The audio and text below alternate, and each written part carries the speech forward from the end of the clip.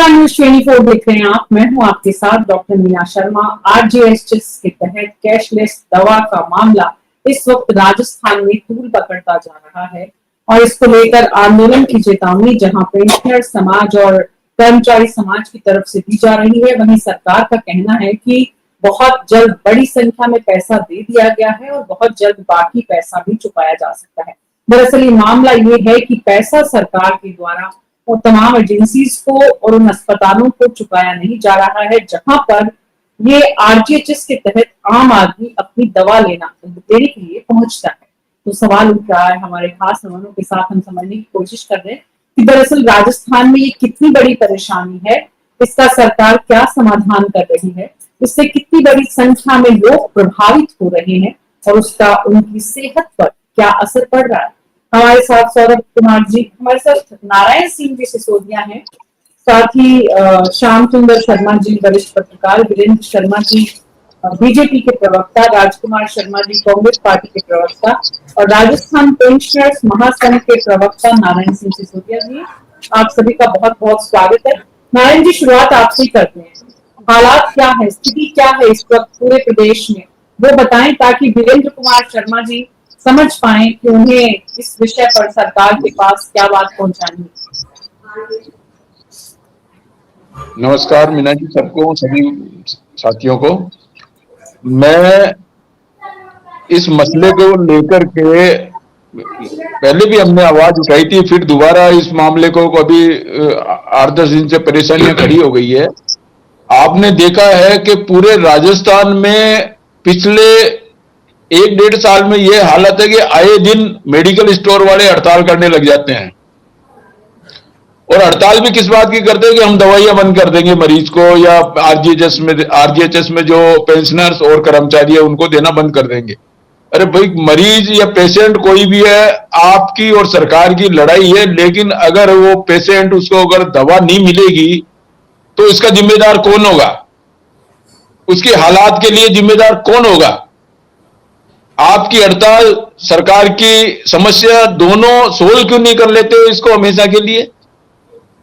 सबसे बड़ा सवाल यह आता है कि राजस्थान के 7 लाख कर्मचारी हैं, जिसमें से 4.5 लाख कर्मचारी ऐसे हैं जिनका हर महीने आरजीएचएस में 1000 रुपए के लगभग पैसा कटता है। ये कोई सरकार हमारे को फ्री में दवाई नहीं दे रही है, ये सरकार हमारे पैसे की दवाई दे रही है, फिर भुगतान समय पर क्यों नहीं किया जा रहा है? इंदौर में आईपीडी में जब एडमिट होने जाते हैं, पहले क्यूरी की जाती है और क्यूरी करने के बाद में भी वो रिजेक्ट कर दिया जाता है। अब वो बीमार व्यक्ति, बुजुर्ग व्यक्ति, वो वहां हॉस्पिटल में इंतजार देखता रहे कि क्यूरी हो रही है। उस बीमारी को तो पहले ठीक करना आवश्यक है या क्यूरी करना जरूरी है? आपको एक बात और बताऊं मैं मीना जी, जिस भी हॉस्पिटल में पेशेंट जाता है आरजीएचएस का, उस हॉस्पिटल वाले डॉक्टर्स की भी हालात ये देखो। वो दवा लिखते हैं तो या तो वो दवा उसी हॉस्पिटल के आसपास मिलेगी, और अगर दवा वहां नहीं मिलती है तो वो उसका अल्टरनेट देते हैं, सब्स्टिट्यूट देते हैं। वो ये कहते हैं कि इस कंपनी की तो दवा हमारे पास है नहीं, आप दूसरी कंपनी की ले जाइएगा। 30% ऐसी दवा लिखते हैं जो नगद पैसों में देकर के लेनी पड़ती है। अच्छी बीमारियां पैदा कर रखी है पूरे स्टेट में। ये जो सारी स्थिति है, हमने माननीय मुख्यमंत्री जी को भी बता दिया है, राजस्थान के चिकित्सा मंत्री जी खींवसर साहब को भी इस चीज का सारा मालूम है, फिर क्यों सोल्यूशन क्यों नहीं करते हैं? तो ये बड़ी समस्या है। वीरेंद्र कुमार शर्मा जी, नारायण सिंह सिसोदिया जी ने जो बात बताई है, वैसी कुछ तस्वीरें, हालात अपने आसपास भी आपने देखे? देखिए मीना जी, पहला विषय तो एक बड़ा विषय है, वह अफवाहों का। जैसे कि आपने इस पे अपने डिबेट के ऊपर भी हेडिंग दिया कि राजस्थान में अब नहीं मिलेगी फ्री दवा। तो इस प्रकार की जब अफवाहें बनाई जाती है तो इस प्रकार की सिचुएशंस आती है, क्यों आती है उसका उदाहरण भी बताता हूं। और आपके चैनल के माध्यम से, आपके चैनल को देखने वाले सभी लोगों को और माननीय सिसोदिया जी के माध्यम से उन सभी पेंशनर्स को और इस योजना के जो लाभार्थी हैं उन्हें आश्वस्त करना चाहूंगा कि जो भी समस्या आ रही है उन्हें दूर किया जा रहा है, और उसी प्रकार दूर किया जा रहा है जैसे माई योजना जब हमने उसके रिफॉर्म्स किए तो उस समय हम विभाग के साथ और जो अस्पताल थे उनके साथ बैठे थे, उनकी समस्याएं हमने जानी थी, उनके सुझाव हमने लिए थे और उनको दूर किया। ठीक उसी प्रकार इस योजना में भी हम वैसा ही कर रहे हैं। निरंतर हमारी बैठक विभाग के साथ भी, उन मेडिकल स्टोर्स के साथ भी और उन हॉस्पिटल्स के साथ भी हुई है। तो निश्चित रूप से जो भी सुझाव आए हैं, जो समस्या आई है, जो सिसोदिया जी ने जो समस्याएं बताई है, उन्हें भी शीघ्र दूर किया जाएगा। लेकिन इसका दूसरा एक बड़ा कारण समझिए आप, देखिए क्या है, माई योजना में प्रति परिवार का जो औसतन खर्चा आ रहा है वो 2600 रुपए का आ रहा है, और जो इस योजना में आरडीएचएस में है उसमें प्रति परिवार का जो खर्चा आ रहा है वो आ रहा है 50,000 का। यानी आप समझ लीजिए, किसी भी विषय विशेषज्ञ से पूछ लीजिए या किसी और से पूछ लीजिए कि इतना जो डिफरेंस है वो दर्शाता है कि कहीं कहीं बहुत भारी भ्रष्टाचार है। और जब भ्रष्टाचार सामने आया तो हमने करीबन 23 मेडिकल स्टोर्स को बंद किया है, करीबन 159 अस्पतालों के ऊपर हमने कार्रवाई की, उनकी आईडी बंद कर दी। तो उसके बाद में यह समस्या आई कि वो एक तरीके से दादागिरी करना चाहते हैं कि हमारी वो आईडी वापस बहाल की जाए, तो वो तो भारतीय जनता पार्टी की सरकार बख्शेगी नहीं। जिसने भी भ्रष्टाचार किया उन्हें उसकी सजा तो भुगतनी होगी। तीसरा विषय जो आता है वह है कि मेडिकल स्टोर्स कई जगह बोल रहे हैं कि हमारे पास दवाइयां नहीं है। मैं समझता हूं करीबन मुख्यमंत्री माननीय मंत्री जी ने भी इस विषय को स्पष्ट किया, 3000 से ज्यादा दवाइयां सभी जगह उपलब्ध है। और आप देखिए यह विषय ऐसा क्यों बन रहा है कि इसे अफवाह माना जाए, किस प्रकार से जो किसी ने गंदी राजनीति की, किसी ने क्या किया। प्रतिदिन हमारे यहाँ पे करीबन 15 से 20 हजार की टीआईडी जनरेट होती थी आरजीएचएस में। इस एक ही सप्ताह में बुधवार को करीबन 39,000 टीआईडी जनरेट हुई और गुरुवार को रामनवमी के दिन जिस दिन छुट्टी थी उस दिन 43,000 टीआईडी जनरेट हुई। यानी ये उसी प्रकार है जिस प्रकार गैस के सिलेंडर जो पहले 50,000 बुक होते थे वो 80,000 की बुकिंग पे चले गए। तो इस प्रकार के जब कार्य होते हैं तो निश्चित रूप से जो व्यवस्थाएं होती है उनमें कुछ खामियां आती है, लेकिन फिर भी हम उसे दूर करेंगे। दूसरा विषय जो मेडिकल स्टोर्स और जो हॉस्पिटल्स ने कहा कि इसमें क्लेम की राशि बहुत कम है। दूसरा विषय उन्होंने उठाया कि जो हम क्लेम जब लेने जाते हैं तो उसकी जो प्रक्रिया है वो कठिन है। इसके लिए हमने पहली बार, राजस्थान सरकार ने पहली बार इस मिशन को आयुष्मान भारत डिजिटल मिशन से जोड़ने का कार्य प्रारंभ कर दिया है। तो जो क्लेम की जो प्रक्रियागत अवरोध जो आ रहे हैं वो दूर हो जाएंगे। और दूसरा विषय जो उन्होंने कहा क्लेम राशि कम है तो उसके लिए एक कमेटी बिठा दी है, जो भी कुछ होगा क्लेम राशि कैसे उसको सही किया जाए वो करेंगे। और तीसरा जो सबसे बड़ा विषय की सिसोदिया जी वो कह रहे हैं कि बार बार ये समस्या आती है वो नहीं आए, उसको दूर करने के लिए सरकार इस संपूर्ण योजना को बीमा बेस्ड बनाने जा रही है। तो मैं समझता हूं सरकार की भी कुछ अपनी मर्यादाएं हैं। और दूसरा विषय जो बड़ा है कि जिन्होंने भी भ्रष्टाचार किया, जिन्होंने चाहे फर्जी बिलिंग में दवाएं ली हो, जिन्होंने दवाओं की जगह घरेलू सामान लिए हो, जिन्होंने अनावश्यक जांचें की हो या दोगुना क्लेम उठाया हो या बिना इलाज के बिल लिया हो, या फिर जो मंत्री अस्पताल में जाके, पूर्व मंत्री जो अस्पताल में जाके कह रहे हैं कि मेरे जैसे नेता को ही इलाज नहीं मिला, जिनका ये घमंड बोल रहा है, जो स्वयं मंत्री थे खुद ने इस्तीफा क्यों दिया था, उन्हें भी ये बताना चाहिए था। जो इस प्रकार की गंदी राजनीति कर रहे हैं उन्हें भी जनता जल्दी ही बताएगी, आईना बताएगी। जी, जनता बताएगी 2.5 साल बाद। 2.5 साल तो अभी जनता तो उन्हें, मीना जी जनता तो उन्हें पहले बता चुकी, केकड़ी में भी बता चुकी, विपक्ष में भी बैठा चुकी, दोबारा बता देगी। अभी आपने कहा ना जनता बताएगी, तो जनता तो एक बार पंचायत और स्थानीय निकाय के चुनाव में बताएगी, तब पता चलेगा जनता आपसे कितनी संतुष्ट है और इनसे निश्चित रूप से तैयार है हम जी, निश्चित रूप से तैयार। राजकुमार शर्मा जी, ये जो पूरा मसला है, आपने बीजेपी के प्रवक्ता वीरेंद्र कुमार शर्मा जी को सुना, उन्होंने सिलसिलेवार तरीके से कारण बताए, समझाए और सरकार का पक्ष भी रखा। अब आपको ये विषय बहुत संवेदनशील है, आम जनता से जुड़ा हुआ मुद्दा है, रोजाना की दिनचर्या से और सेहत से जुड़ा हुआ मुद्दा है। इस पर सरकार को और ज्यादा ध्यान देकर क्या करना चाहिए, विपक्ष को क्या समझ में आ रहा है, टू द पॉइंट आप इस पर बात करिएगा। मैं जी टू द पॉइंट बात कैसे होगी? देश के प्रधानमंत्री के खिलाफ कोई बोले तो देशद्रोही, देश में कोई डिमांड करे तो देशद्रोही, विपक्ष बोले तो देशद्रोही, और भारतीय जनता पार्टी के नेता या कार्यकर्ता बोले तो प्रवचन है। राजस्थान की जनता को दवाई नहीं मिल रही है, पेंशन को दवाई नहीं मिल रही है। सिसोदिया साहब, नारायण जी पूरा आराम से बता रहे हैं। पूर्व चिकित्सा मंत्री ने कल वहां एसएमएस अस्पताल में जाके पूरा खुलासा किया, प्रेस कॉन्फ्रेंस किए। अब भारतीय जनता पार्टी को पची नहीं रही है। दवाई मांगना गुनाह है क्या? सिलेंडर मांगना गुनाह है क्या? पूरी की पूरी भारतीय जनता पार्टी देश के प्रधानमंत्री सहित कह रही है कि किल्लत नहीं है, ना दवा की किल्लत है, ना पेट्रोल डीजल की किल्लत है, और ना ही गैस की किल्लत है। और ये हिंदुस्तान के लोग इधर उधर क्यों घूम रहे हैं? क्यों मेडिकल स्टोर के बाहर लाइनें लग रही है? आज निर्दलीय विधायक ऋतु बनावत भी एक मेडिकल स्टोर पे गई है, दवाइयां नहीं मिली उनको, और वो पैसे में लेकर आई है। तो ऋतु बनावत को कोई और कोई काम नहीं मिला क्या आज? क्या हिंदुस्तान की जनता को, राजस्थान की जनता को कोई काम ही नहीं है? तो आप लाइनों में लग जाओ। मैं राजस्थान की सरकार से निवेदन करूंगा, हिंदुस्तान की सरकार से निवेदन करूंगा कि हिंदुस्तान के मतदाता है, राजस्थान के मतदाता है, जिन्होंने कांग्रेस पार्टी को साइड में करके आपको जिम्मेदारी सौंपी है, और ये जिम्मेदारी इसलिए नहीं सौंपी है कि आप उनको लगातार कोसेंगे। ये मतदाता है, ये सिर पे बैठाते हैं तो उतारना भी जानते हैं। मैं आपके चैनल पे सरकार से निवेदन करूंगा, दवाइयों की माकूल व्यवस्था किया जाए, मेडिकल स्टोर वालों का पेमेंट किया जाए। लंबे समय से उनकी मांग है, पेमेंट नहीं हो रहा है, वो हड़ताल करते हैं, पेमेंट नहीं होता है, वो मना करते हैं, फिर सरकार उनको बुलाती है, कमेटी बैठाती है, फिर 2-4 दिन में राजीनामा हो जाता है, फिर वही सिलसिला चालू हो जाता है। सरकार से निवेदन है, लोगों को दवाइयां दीजिए, इलाज कराइए। रघु शर्मा जी ने तो पैसे देके इलाज करा लिया, वो तो पूर्व मंत्री है, लेकिन आम आदमी मीना जी जाए तो कहां जाए? एक फोटो को भी कराने के लिए उसको मेन रोड पे आना पड़ता है एसएमएस अस्पताल के अंदर। और अगर वो बुजुर्ग है या विकलांग है या कोई और तकलीफ में है तो कैसे संभव है? ये कभी कहते हैं ओपीडी में जाओ, कभी कहते हैं धनवंतरी में जाओ, कभी कहते हैं 4th फ्लोर पे जाओ, खून नहीं है एसएमएस के अंदर। अब राजस्थान की सरकार अगर अपनी कमियों को छुपाएगी और कहती है राइट टू हेल्थ की, तो राजस्थान में जरूरत ही नहीं है, क्योंकि चिकित्सा मंत्री जो गए से खीर है वो तो अपना इलाज दुर्लभ जी में कराते हैं। अब राजस्थान के पूर्व मुख्यमंत्री अशोक गहलोत और रघु शर्मा जी तो जो पूर्व चिकित्सा मंत्री है वो तो एसएमएस के ऊपर डिपेंड है। राजकुमार जी बोल रहे हैं आपके मुख्यमंत्री रहते हुए मुंबई में इलाज कराने गए थे, क्यों झूठ बोलते हैं?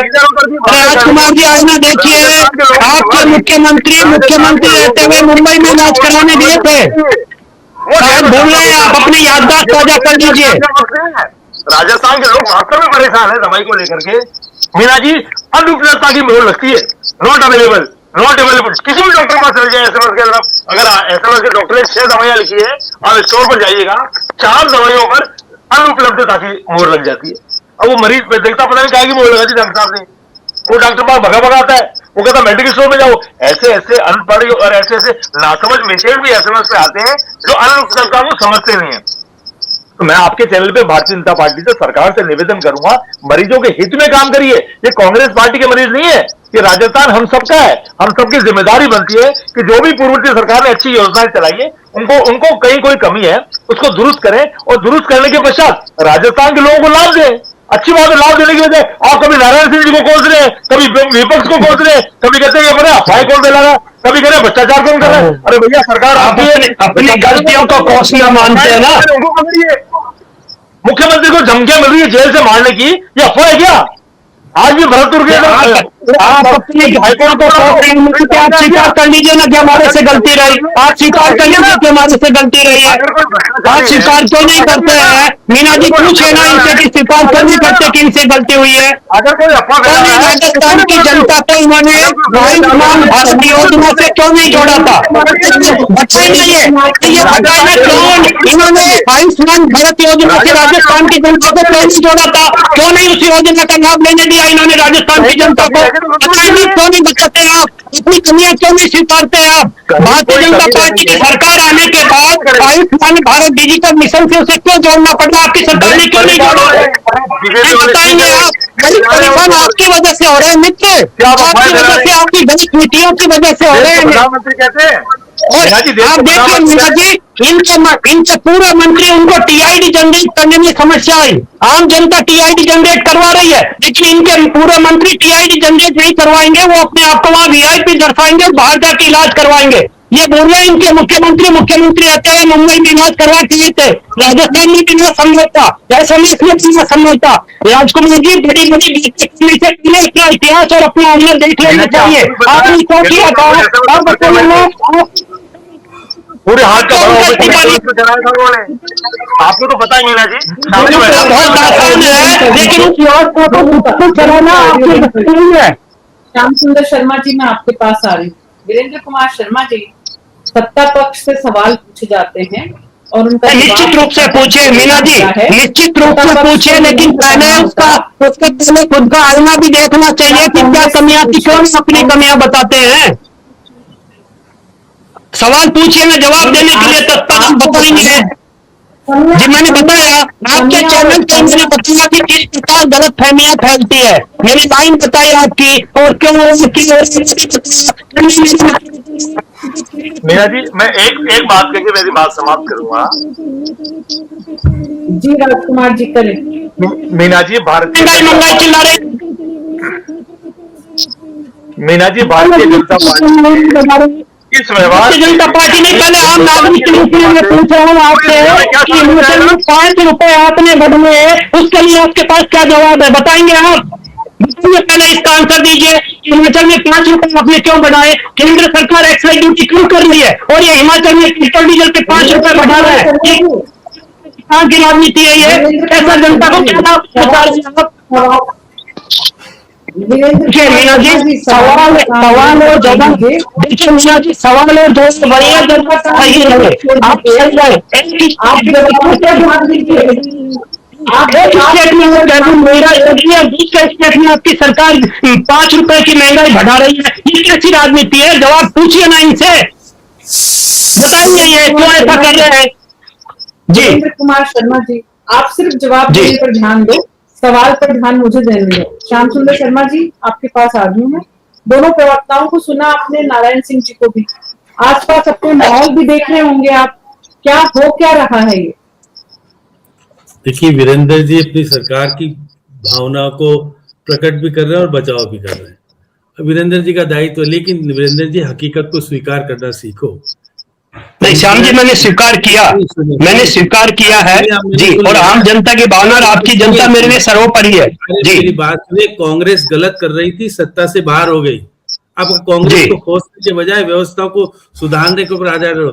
आर्थिक स्थिति ठीक नहीं है राजस्थान सरकार की, भुगतान किस प्रकार से ट्रेजरी से हो रहा है आपको भी पता है, मेरे को भी पता है कि किस तरह से पैसा आता है तो भुगतान होता है। अब नारायण सिंह जी सिसोदिया, जो कि पेंशनर समाज के प्रवक्ता के नाते आपको बता रहे हैं कि स्थितियां ठीक नहीं है, आप उसको स्वीकार नहीं करना चाह रहे। इन्होंने तो मैंने तो स्वीकार किया है, समाधान भी बताए, स्वीकार ही नहीं, मैंने स्वीकार किया है, और सिसोदिया जी इसको भी आश्वस्त किया है और समाधान भी बताया, समस्या भी स्वीकार की है। आप लेकिन वो ठीक जी श्याम जी, वो ठीक उसी प्रकार है जी, मैं समझ रहा हूँ आपका विषय को, लेकिन ठीक उसी प्रकार है जी। आप सुनो, आपने कहा आर्थिक स्थिति खराब है, हिमाचल की आर्थिक स्थिति खराब है, तो वहाँ 5 रुपए का पेट्रोल डीजल के भाव बढ़ा दिया गया, वो सही है, और राजस्थान में पेट्रोल डीजल के भाव नहीं बढ़ाया गया, वो गलत हो गया, वो आर्थिक स्थिति खराब हो गई। उन्हें तो आईना दिखाइए ना, जो ऐसा गलत कार्य कर रहे हो, आईना दिखाइए। आप सुनो तो सही, आप राजस्थान की बात करो, हिमाचल में क्यों चले गए?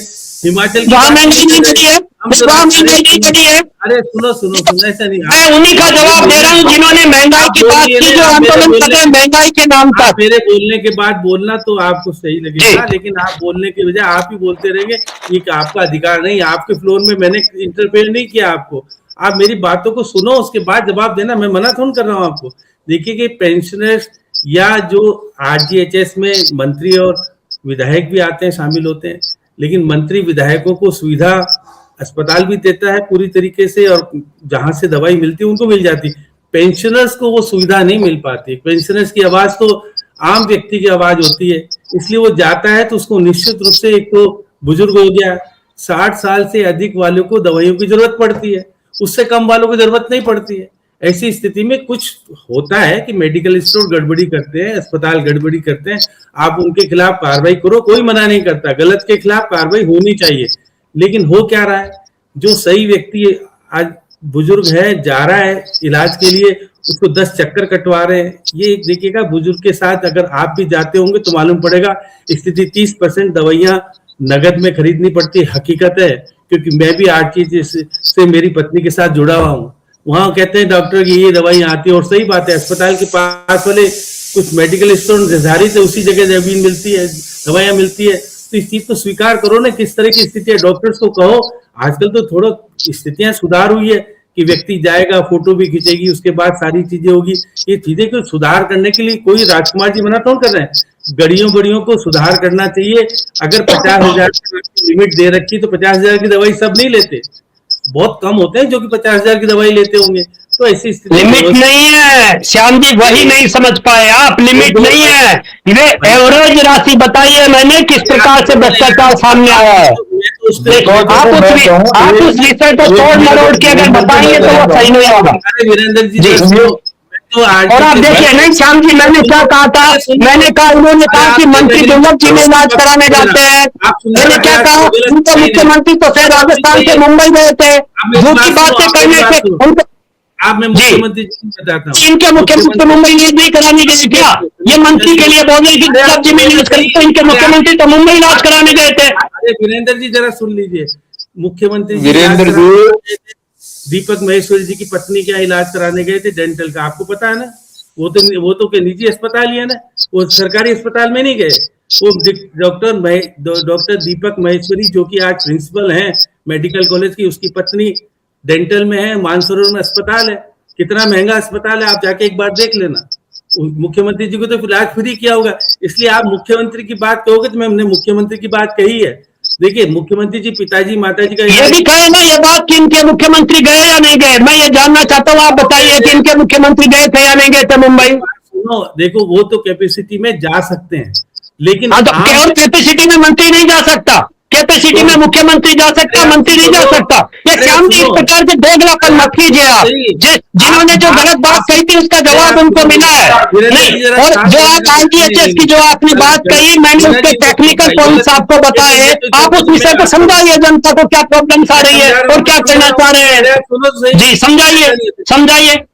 मैंने तो कहा ना कि रघु शर्मा को आप भी जानते हो, मैं भी जानते हो, राजनीति करेगा व्यक्ति, राजनीति करने के लिए जो व्यक्ति है वो पूर्व चिकित्सा मंत्री रह चुका है। वो कह रहा है एमआरआई होने में दिक्कत आ रही है, एमआरआई होने में दिक्कत आती है, समय नहीं मिल पाता आम व्यक्ति को। आप मान के चलिए गलत चीजों का उपयोग करने की, मैं कह रहा हूँ कि रघु शर्मा तो कहीं से भी करा सकता है, फ्री भी हो सकती थी, लेकिन उसने आईना दिखाने का प्रयास किया, दिखाया। मैं तो नारायण सिंह जी की बात कर रहा हूँ। नारायण सिंह जी आम व्यक्ति है, पीड़ित व्यक्ति हैं, पीड़ित इनके पास आकर के शिकायत करते होंगे, वो बात कह रहा हूं। मैंने गलत नहीं कहा, आप कार्रवाई करो, मना नहीं है, गलत करने वाले के खिलाफ कार्रवाई होनी चाहिए, डॉक्टर्स के खिलाफ भी कार्रवाई। डॉक्टर निश्चित रूप से अनावश्यक चीजें जो आप कह रहे हो घरेलू वस्तुएं दे देता है। देखिए कोई व्यक्ति, बहुत कम चांसेस होंगे, ऐसे के खिलाफ कड़ी कार्रवाई करने का नियम बनाओ, सस्पेंड करो, कुछ भी करो, कोई दिक्कत नहीं है। लेकिन आज की स्थिति में जिस प्रकार से मैं कह सकता हूं कि 60 साल से जो बुजुर्ग रिटायर हो जाता है, उसके बाद दवाइयों की ज्यादा जरूरत पड़ती है, उसको किस तरह की यातनाएं भुगतनी पड़ती होगी, किस तरह की स्थितियां होती होगी, वो तो वही जानता होगा। आप जाकर के अगर आप बीजेपी के कार्यकर्ताओं को लगा करके उनके सहयोग करो तो मुझे लगता है ठीक लगेगा। आप ये कह रहे हो अफवाह हो रही है, वो हो रहा है, घटनाएं हो रही है, स्थितियां ठीक नहीं है, उसको सुधारे जाने की जरूरत है। अस्पताल में आप जाके देखो दवाई लिखवाने के अंदर किस तरह की स्थितियां बनती होगी। आम व्यक्ति जाकर के अस्पतालों में दवाई लिखवाने में अत्यधिक कठिनाइयां होती है। अब अशोक गहलोत जी की बात बार बार, अशोक गहलोत जी ने गलत किया है, आज सत्ता से बाहर हो गए ना। वो तो आप सत्ता में आए थे आप सपने दिखाने के लिए, अब सपने दिखाना तो पूरी नहीं हो कर पा रहे हो, लेकिन आप कांग्रेस की बुराई आप भी करो क्योंकि 2 साल का वक्त तो पूरा हो गया आपके पास। निश्चित तौर पर जिस तरह की स्थितियां फ्री बांटने का परंपरा आपने भी कायम रखी जो कांग्रेस कर रही थी, इसलिए आर्थिक स्थिति खराब हुई। आप बंद करो नहीं फ्री चीजों को, आपको मना कौन करता है? क्योंकि वोटों की राजनीति आपको भी करनी है, अशोक गहलोत करता है तो आप भी कर रहे हो। इसलिए निश्चित तौर पर भावनाओं को समझिएगा, व्यवस्थाओं को सुधारने के लिए आप स्वीकार करने की कोशिश कीजिएगा। कमियां हैं, आपने देखिए पूरे देश में अब आयुष्मान वाली 25 लाख का बीमा किया है ना, उसको 1000 पिछले 3 महीने में इलाज दिया है ना। अब बाहर जो सीमावर्ती इलाकों के जो मरीज हैं वो बाहर जाके इलाज करा पा रहे हैं, वो अच्छी चीज है। गलत चीजों को तो मैं स्वीकार करूंगा नहीं, अच्छी चीजों को अच्छी बताऊंगा। इसलिए वीरेंद्र जी कुछ चीजों को स्वीकार करो, मुख्यमंत्री जी तक हकीकत बातें पहुंचाने का प्रयास करो। जिस तरह से आप कह रहे थे कि क्लेम जो भी है, क्लेम सच्ची में कम हो रहे हैं, भुगतान किस प्रकार की स्थिति है, ट्रेजरी में जाके बैठना किसी दिन मालूम पड़ेगा। मैं तो ट्रेजरी की स्थिति को अभी भी वाकिफ हूँ, क्योंकि है हालात ऐसे हैं कि पैसा इतना नहीं है जितना आप चाह रहे हो जितना हो जाएगा। इसलिए स्थितियों को सुधारो। पेंशनर्स ने जीवन भर अपनी सेवाएं देने के बाद उनको वो आरजीएचएस का सुविधा मिली है, तो उनकी सुविधा बनी रहे, उनको दवाइयां समय पे मिले, कमियों को पूर्ति आप करो। भाजपा के निश्चित रूप से पदाधिकारियों को लगा करके उनके सहयोग करो और सारी चीजों कमियों को ले जा करके सत्ता के एक मिनट श्याम सुंदर जी मैं लेना चाहूं। मैं देखो वीरेंद्र जी अब जैसे भी है, अब आपने जो भी बात की है मैं आपको हकीकत बताऊं। अब थोड़ा सा मेरी भी बात भी सुनो आप। जब पेंशनर्स रिटायर हो रहा है ना इस वक्त वीरेंद्र जी, उसका जो खुद का पैसा है ना जीपीएफ एसआई का, वो तो खुद का पैसा है ना उसका, वो पैसा तक आपका 2-2, 3-3 महीने तक नहीं आ रहा है। उसका कम्यूटेशन, उसका ग्रेजुएटी का पैसा 4-4 महीने नहीं आ रहा है। आप कह रहे हो सब समस्याएं सुलझ रही है। अरे ये जो हमको हकीकत तो हमको मालूम है ना। दूसरी चीज आप ये कहना चाह रहे हो कि 50,000 लिमिट नहीं है। लिमिट नहीं है तो क्या है वो? 50,000 रुपया आपने पेंशनर्स और कर्मचारी के लिए ओपीडी के लिए दे रखा है। आप उसकी लिमिट जब बढ़ाते हो 3-4 दिन लग जाता है। जब तक क्या वो पेशेंट मर जाएगा क्या? 3 और 4 दिन से पहले आपकी वो रिलीज नहीं होती है आपकी वो लिमिट। क्यों ऐसा क्यों भाई? उसको दवा तो आज लेनी है, शाम को दवा नहीं लेगा तो अगर किसी पेशेंट का लीवर का है या किसी हार्ट का पेशेंट है, आप उसको आप दवा के लिए 3 दिन तक उसकी लिमिट बढ़ाने में लगा रहे हो। ये समझने वाली बात है। आप समझो इसको, आप उसका सुधार करो। हम ये नहीं कह रहे हैं कि हम सरकार को आरोप प्रत्यारोप नहीं करना चाह रहे हैं, हमारे को इससे कोई मतलब भी नहीं है। हम ये चाहते हैं कि अगर हमारा पैसा है, ये हमारा पैसा है, फिर कह रहा हूं मैं आपको, ये पैसा राजस्थान के कर्मचारियों का पैसा है। सरकार हमें मुफ्त में नहीं देती है। आप हमारे पैसे को दुरुपयोग में क्यों हो रहा है? ये समय पर आप उनको दवाई वालों को दो, या आपकी और उनकी कोई जो लड़ाई है या वो भ्रष्टाचार करते हो जेल में डालो उनको, बेईमानों को। कोई कर्मचारी अगर हमारा बेईमानी करता है या हमारा पेंशनर बेईमानी करता है उसको जेल में डालो। लेकिन आम कर्मचारी, आम पेंशनर से दुखी क्यों होगा? गलतियां आपकी है या दवाई वालों की है? ये समझ वाली बात नहीं है। देखो वीरेंद्र जी, ये आपको मुख्यमंत्री जी से बात करना चाहिए और आपकी फाइनेंस मिनिस्टर है माननीय दिया कुमारी जी को भी ये कहना चाहिए, पैसा समय पर रिलीज करो। हम इसको नहीं भुगते। निश्चित रूप से सिसोदिया जी आपकी जो भावनाएं हैं वो सरकार तक भी पहुंचाएंगे। और पहले भी मैंने आश्वस्त किया है कि जो समाधान जो जिसमें हम बैठे हैं, अस्पतालों के साथ भी बैठे हैं माननीय मंत्री जी, और जो मेडिकल स्टोर्स हैं उनके साथ भी बैठे हैं। उनकी जो समस्याएं थी उनको दूर करने के लिए भी मैंने आपको बताया, उनकी जो दोनों समस्याएं थी उनको भी दूर कर रहे हैं। जो टेक्निकल प्रॉब्लम्स आ रही थी उसको आयुष्मान भारत डिजिटल मिशन से जोड़कर उसको भी दूर कर रहे हैं। और 3,000 करोड़ रुपए इसी योजना में हमने जारी भी किए हैं। तो ऐसा तो है नहीं कि बिल्कुल नहीं किया, 3,000 करोड़ जारी भी कर चुके हैं। और 45 करोड़ की रिकवरी जिन्होंने भ्रष्टाचार किया है, जिन्होंने गलत कार्य किया, उनसे रिकवर भी किया है। और निश्चित रूप से आपकी जो समस्याएं आ रही है, मैं आपसे भी निवेदन करूंगा, मीना जी के माध्यम से, इस चैनल के माध्यम से भी निवेदन करूंगा कि 181 एक हेल्पलाइन है, उस पर जिसको भी समस्या आ रही है, जिस अस्पताल या मेडिकल स्टोर्स को लेकर समस्या आ रही है, उसके लिए समस्या अवगत कराइए 181 पे। और आपकी समस्या का समाधान नहीं होता तो हम बैठे हैं, लेकिन आप अवगत तो कराइए कि ये मेडिकल स्टोर ऐसा कर रहा है या इस हॉस्पिटल्स में ये हो रहा है। और जो राजनीति कर रहे हैं उन्हें करने दीजिए, क्योंकि जनता पहले देख चुकी है और अभी भी देखेगी। जो विषय था राजनीति का, राजकुमार जी ने जो बोला उसको भी उनको जवाब मिल चुका, उनकी जो गलतियां थी वो भी बता चुका है। आपका कहने का मतलब है कि अब जनता को चौकीदारी भी करनी होगी।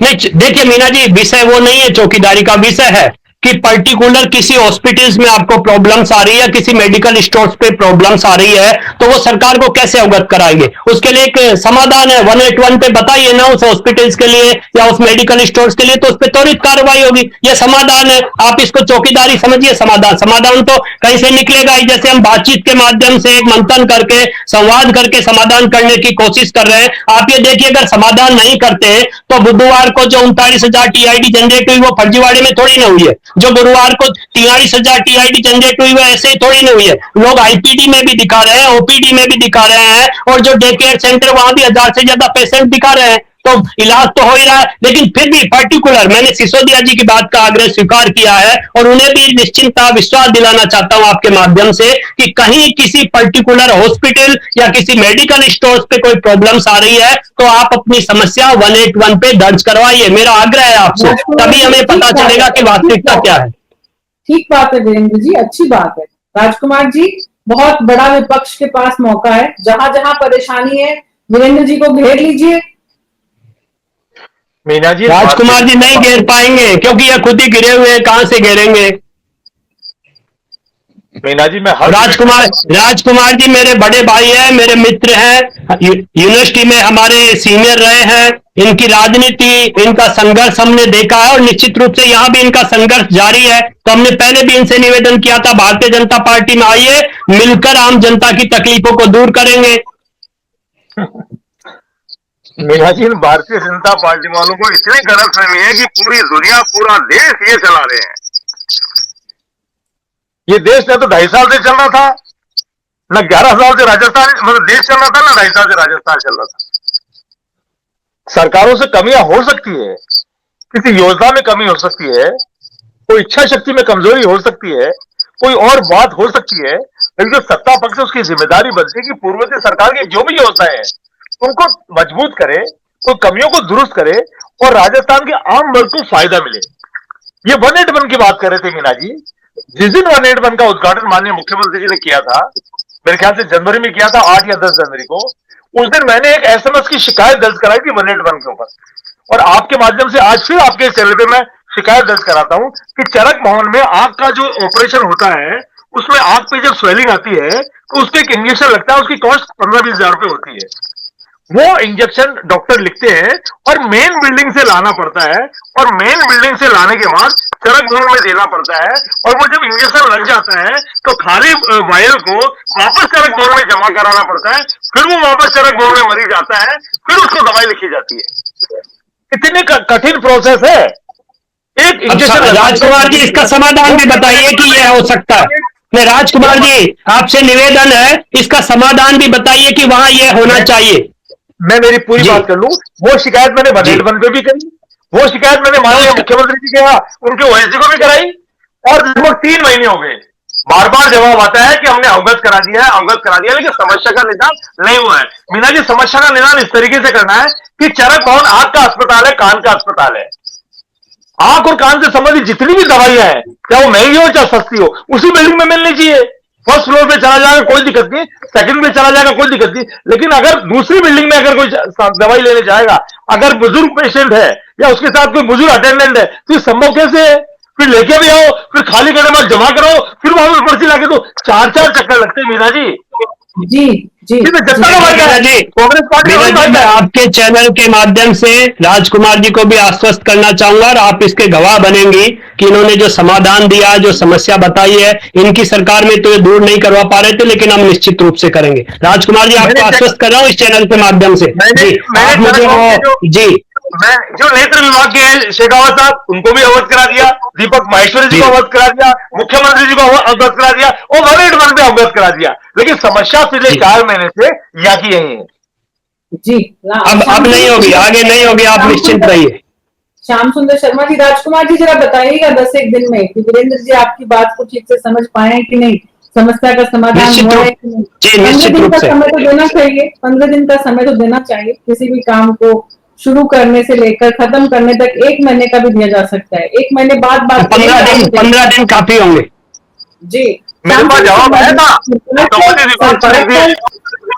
श्याम सुंदर शर्मा जी, सरकार की कार्यशैली पर बार बार सवाल उठता है, काम धीरे हो रहे हैं, हर काम में परेशानी आ रही है, ऐसा क्यों हो रहा है?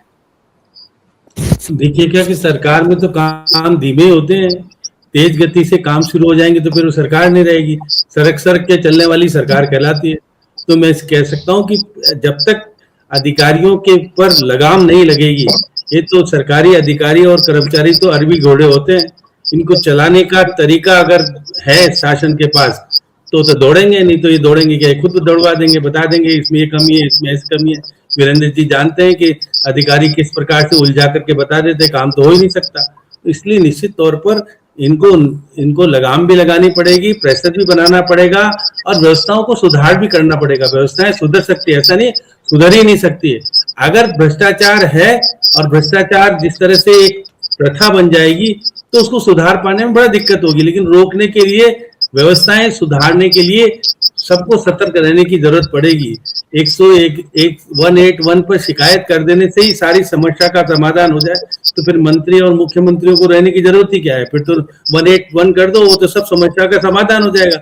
इसलिए एक व्यवस्था हो सकती है, लेकिन निश्चित तौर पर पेंशनर्स को आरटीएचएस में तकलीफ है। वीरेंद्र जी, आप चाहें जहां पे बताना, व्यवस्थाओं में सुधार करने की, अगर प्रधानमंत्री का जो मेडिकल स्टोर खोल रखा है और उसके अंदर दवाएं सस्ती और अच्छी है, तो डॉक्टर्स जो हैं उनको कहो कि वही दवाएं लिखा करें और वो इजीली मिल जाए सब जगह। बड़े अस्पतालों पे तो कम से कम उनके मेडिकल स्टोर खोले जा सकते हैं। दवाएं जो हैं वो क्या है कि जिस प्रकार से मेडिकल स्टोरों पर महंगी दवाएं लिखने का जो प्रचलन है, कमीशन वाली दवाएं डॉक्टर लिखते हैं, निश्चित तौर पर उसको रोके जाने की व्यवस्था अगर करेगी सरकार तो उसमें व्यवस्था में परिवर्तन हो सकता है। मैं कह सकता हूँ वो दवाइयां महंगी भी होती है और कुछ दवाइयां जो लेनी पड़ती है वो बहुत सारे पैसे देने पड़ते हैं पेंशनर्स को और व्यक्तियों को। इसलिए इस व्यवस्थाओं को सुधारने के लिए देखिए कि आपके चिकित्सा मंत्री जी सक्षम नहीं है, ध्यान कर लेना।